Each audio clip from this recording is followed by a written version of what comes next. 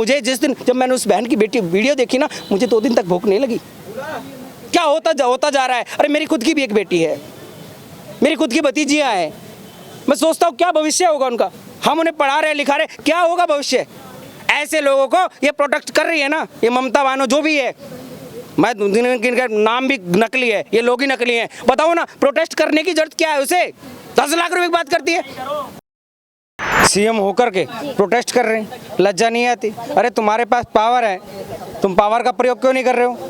किस चीज़ के लिए तुम जो धरना प्रदर्शन कर रहे हो, किसके लिए, किसके खिलाफ कर रहे हो, किसके खिलाफ।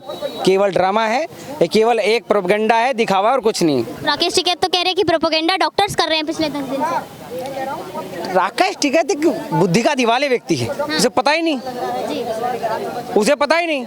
अब वो व्यक्ति किसान आंदोलन में अल्लाह अकबर बोलता है, लोग विरोध किए तो भैया क्या हर हर महादेव बोला। क्यों बोला तुमने, तुम मजहबी मामले में क्यों लाना चाहते हो। उन्हीं के आंदोलनों में डांस हो रहे थे, देखे होंगे आपने, ठीक है ना। वो किसान नेता है, वो जंतर मंतर पे आ जाते हैं, वो उनके साथ डबली गैंग के साथ भी खड़े हो जाते हैं, वो आज़ादी गैंग के साथ भी खड़े हो जाते हैं, जिन्हें ये नहीं पता आज़ादी होती क्या है। अभिव्यक्ति के नाम पर देश को तोड़ने की बात करते हैं। वो राकेश टिकैत की बात करते हो, बोले वोट को लेगी, खुद भी तो जीत नहीं पाए, वो खुद का पता है। अरे मैं नेता मानता हूँ महेंद्र सिंह टिकैत जी को, वो थे किसानों के नेता। सर चौधरी छोटू राम जी जो हमारे हरियाणा के, वो थे किसान नेता। चौधरी चरण सिंह जी वो थे किसान नेता। ये किसान नेता नहीं है, किसान लेता है। किसानों के नाम पे ये प्रोपेगेंडा चला रहे हैं और बहुत मोटी। उनके पास जमीन कितनी थी, क्या बात। चौधरी महेंद्र सिंह टिकैत के पास कितनी जमीन थी और इनके पास कितनी जमीन है, कहाँ से आई। हमने तो आज तक इन खेतों में मेहनत करते हुए देखा। वीडियो इनकी खूब सुनते, इधर बॉर्डर पे चले गए, उस पे चले गए। हमने तो खेत में आज तक खुद ही बना के डाल देते, नहीं करते। ये एसीओ में बैठने वाले लोग हैं। जब ये आंदोलन कर रहे थे, नकली किसान आंदोलन कर रहे थे, उस समय भी इनके जो वो बने हुए थे ना टेंट, उनमें एसियाँ लगी हुई थी। डॉक्टर्स का प्रोटेस्ट एक लड़की की इज्जत के लिए सौदा कर दिया जाता है, उसका भी सरकार द्वारा जाति धर्म ये सब देखा जा रहा है, एक बलात्कारी का भी। क्या ये सही बात है। देखिए, जो ऐसी चीज़ें देख रहे हैं वो दोगले, निहायती दोगले हैं और मनुष्य की श्रेणी में तो नहीं आ सकते। कल मैं एक चुटकुला ही कहूँ या फिर उसे कोई शायर कहूँ या कुछ भी कहूँ, एक लोकोक्ति मैंने पढ़ी। एक लड़की को देखकर 4 कुत्ते भौंकने लगे। अब वो भौंकते वो डरी और डरने के बाद अब वो जो एक उनमें से कुत्ता साइड में से आके बोलता है, बहन जाओ कोई दिक्कत नहीं है, हम कुत्ते हैं, इंसान नहीं। आज इंसानियत कुत्तों से भी नीचे हो गई है। जानवर भी अगर उस बहन को खाता, मैं कह रहा हूँ कहीं इतनी बेदर्दी से नहीं खाता। एक जानवर भी अगर हमला करता तो इतनी बेदर्दी से नहीं करता।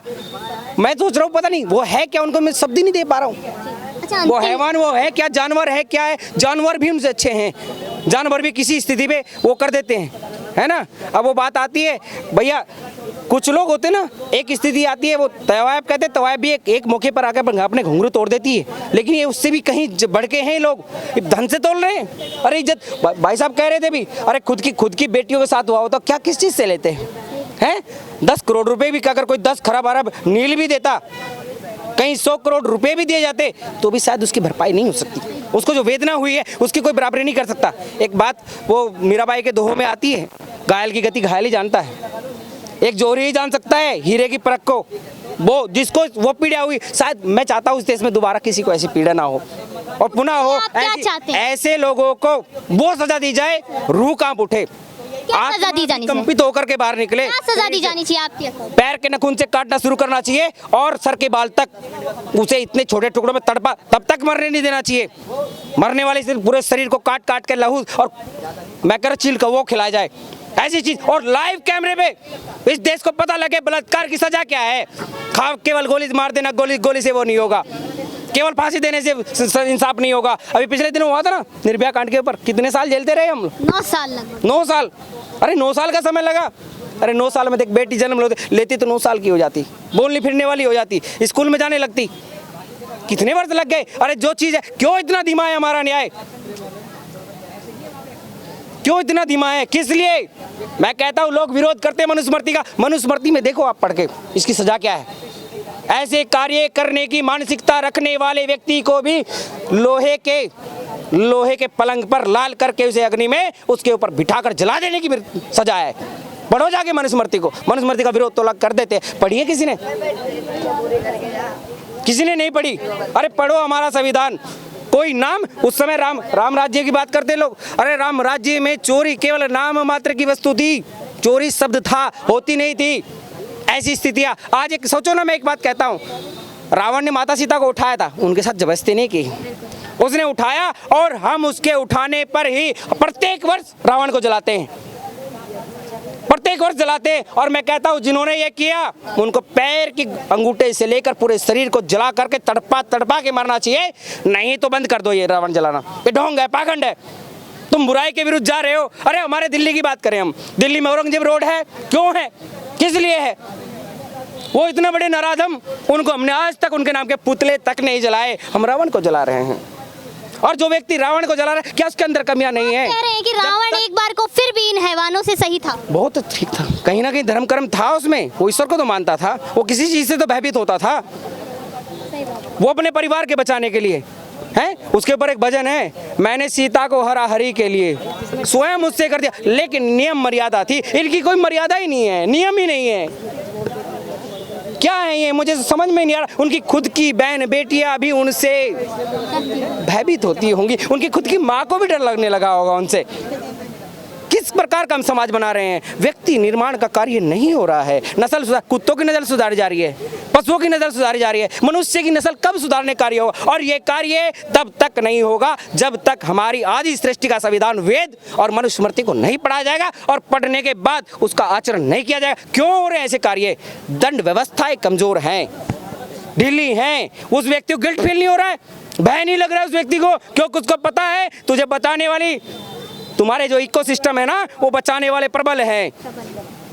यहाँ आपके दिल्ली की बात करता हूँ मैं, दिल्ली में जागीरपुरी में एक टायर पंचर वाले ने रामनवमी के जुलूस के ऊपर हमला किया, और हमला करने के बाद क्या हुआ?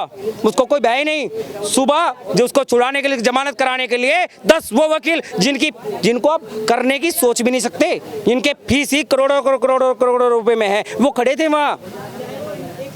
ये षड्यंत्र चल रहा है देश के विरुद्ध, इसके ऊपर पूरी जांच होनी चाहिए। और इसका जो भी संगठन है, मैं कहता हूं जो भी इनका सपोर्ट कर रहा है, चाहे ममता बनर्जी हो और चाहे जितनी भी है कांग्रेस का जमावड़ा, ये जितनी 28 दल, जो भी इनके विरुद्ध कार्रवाई हो रही, और ये नहीं बोल रहे हैं तो समाज इनको दिखा दे।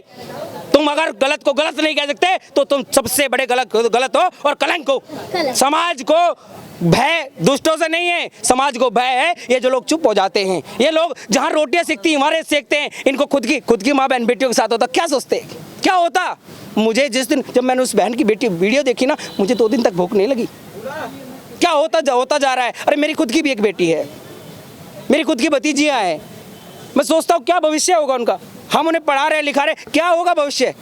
ऐसे लोगों को ये प्रोटेक्ट कर रही है ना, ये ममता बानो जो भी है, मैं इनका नाम भी नकली है, ये लोग ही नकली हैं। बताओ ना, प्रोटेस्ट करने की जरूरत क्या है उसे? 10 लाख रुपए की बात करती है,